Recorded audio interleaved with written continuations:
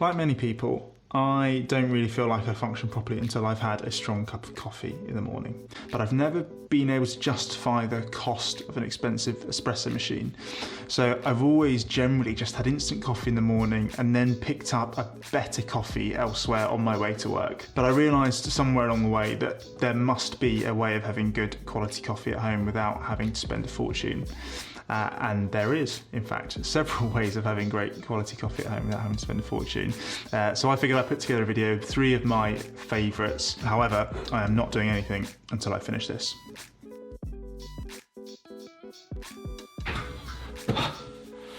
Much better. Chris here from Food and Drink Stories. Thank you so much for checking out this video. But as I mentioned, this video is going to be all about coffee. I'm going to bring you some sort of top tips for how to make great tasting coffee at home without having to spend a fortune on machines. I will add links to all of the equipment and everything I use in the description below. And as usual, any likes, shares, subscribes, etc. are greatly appreciated. First thing to talk about when it comes to great tasting coffee at home is the product itself. There's an awful lot that goes into great tasting coffee, from the growing of the beans themselves, right through to the roasting, the blending, etc., which is done in amazing coffee roasteries all around the country, the world. There's so much care and attention that goes into making great tasting coffee. Instant coffee starts with the same sort of base product as fresh coffee. It's just treated entirely differently. For me, it just lacks that depth of flavour. So all of the different methods that I'm going to talk about today are using fresh coffee. Now, the ideal scenario really is to buy fresh beans. They stay fresher for longer, and you can grind them to different levels of coarseness depending on what method you're using for actually making the drink itself. Now, I appreciate that buying a grinder, grinding coffee every day is a bit of a faff. So if you're sort of trying to graduate up from instant coffee to fresh coffee, don't be afraid of using the pre-ground stuff. It can get a bit of a bad rep. It doesn't keep for as long. It's obviously one level of sort of coarseness, so you can't use it for loads of different methods. But for me, it's a really great segue into fresh coffee. It's consistent, it tastes great, and it's not very much faff at all. Okay, so I've got 3 coffee making methods that don't require any sort of machinery. They're not really ranked in any particular order. They all have a sort of slightly different place depending on what sort of style of coffee you like. So I'll give you the pros and cons of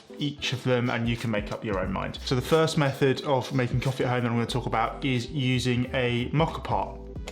So these have been around for ages, and people often have them without really realising it's just under the sink or in a cupboard tucked away somewhere.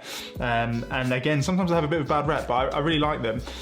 You can create a sort of really strong coffee that you can use in a number of different ways. So you can have it sort of like an Americano, you can have it with milk, you can have it just on its own, sort of similar-ish to an espresso, but not quite the same. So the downside is the coffee can be a little bit bitter if you're not careful, and it is pretty strong. But if you like espresso-based drinks, then it's great. You basically put warm water. It's sort of 3 parts. So you have the sort of the top, which is where the coffee sort of comes out. You have a sort of basket, which is where you put your loose coffee in, and then the bottom, which holds the water. And basically, as the water evaporates, the pressure that builds up sort of forces the water up through the coffee, and then into the top. So you pour from the top. It's sort of like a reverse espresso with sort of less pressure.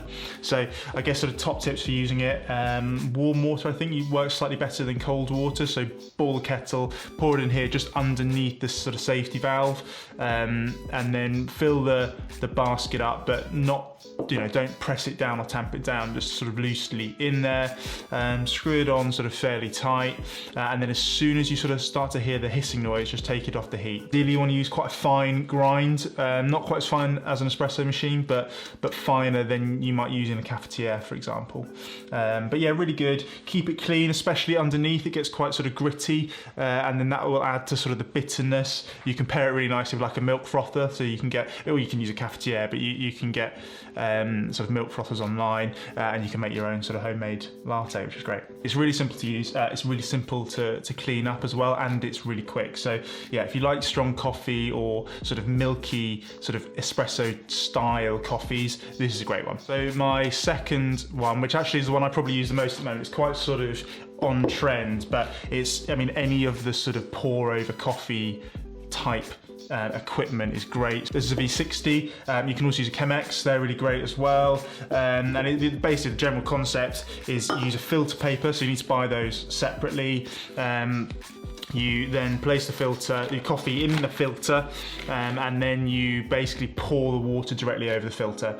It sort of drips out. It's quite delicate, so it's not, you know, like with a cafetiere, it's sort of steeped in the water. The flavour's sort of less gritty, more well filtered. It's quite manual as well, so there is quite a lot of room for error. But it's quite a good one. If you want to get quite nerdy into your coffee, then sort of pour over coffee is great. Generally, sort of medium grind is better, but you can experiment to sort of your taste and what really works. There is loads of other sort of full tutorials out there, so you know, if you're into this method, then you can, as I say, you can properly geek out on it. So my final method is probably my favourite, which is just a cafetiere or sort of French press. They're pretty old school, but they are great. It's what as I say, I have this most mornings because you get like a proper rich sort of hit of coffee. It's not over in a mouthful, and it's really simple. You basically dump the coffee in, top it up with sort of almost boiling water, leave it for 4 minutes, plunge it down, and you're away. It's slightly more faff to clean up. I guess the other sort of criticism is that it can be a little bit gritty sometimes. You know, you're filtering it with quite a rudimentary sort of just press down rather than filter paper or anything like that. So you can sometimes get some sort of debris in the drink. For me, it's probably the most simple. So if you're drinking instant coffee at home, you know, have a go with a cafetiere. You'll notice the difference in the flavour immediately, and I certainly didn't look back. So look, they're 3 of my favourites. There's loads of other ways to make great coffee at home. Like most great produce, coffee is there to be explored. There's so many good methods for you to try. These 3 are what I use at home, but there is loads of others out there.